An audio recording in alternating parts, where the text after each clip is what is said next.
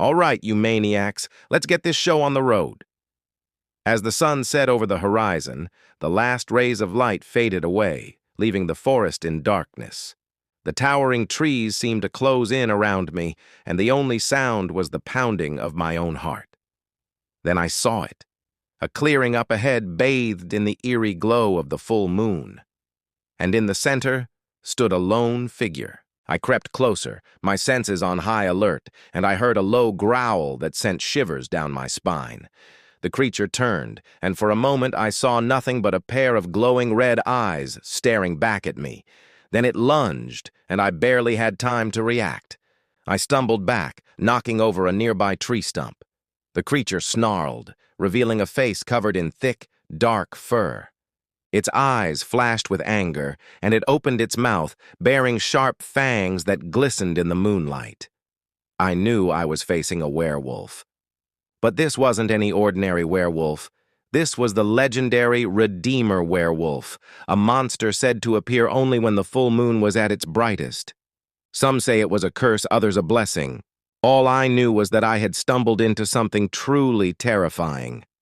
As the beast approached, I could feel its hot breath on my neck, and I knew I wouldn't survive the night. Just as I braced for the end, a voice boomed through the forest. "Hold your hand, creature of the night! You have trespassed on sacred ground!" The werewolf snarled, baring its teeth, but it didn't charge. Instead, it backed away, keeping its eyes fixed on me. Then it disappeared into the shadows. I let out a shaky breath I didn't realize I'd been holding and collapsed onto the forest floor. As the first rays of sunlight peeked through the trees, I got to my feet and brushed myself off.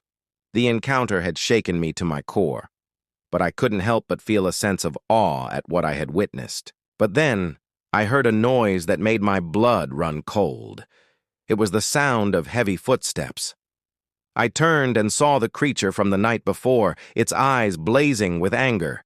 It lunged, and I barely managed to dodge out of the way. We were in a clearing, and there was nowhere left to run. I closed my eyes, waiting for the end, but it never came. When I opened my eyes, I saw that the werewolf was blocking the path of a group of shadowy creatures that were unlike anything I'd ever seen before. They were taller than the werewolves, with skin like rotting flesh and eyes that burned with an otherworldly fire. And they weren't alone. There were dozens of them, and they were advancing on the village. But then the werewolf let out a deafening roar and charged, sending the creatures scattering. One of them lunged at the werewolf, and for a moment I thought it had struck a fatal blow, but the werewolf shook it off and ripped into the creature's throat. The battle raged on, and it became clear that the werewolf was holding its own. But there were just too many of the creatures, and soon it was overwhelmed. And that's when I realized the truth. The werewolf wasn't just a monster. It was the only thing standing between the villagers and the creatures of the night. It was our last hope. I knew I had to do something, so I ran to the village and sounded the alarm. And that's when the people finally saw him for what he really was, a hero. So what will the people do? Will they help the werewolf or will they turn on him? Find out next time on the Redeemer Werewolf. Hey, don't forget to follow us for more terrifying tales. Until then, sleep tight, because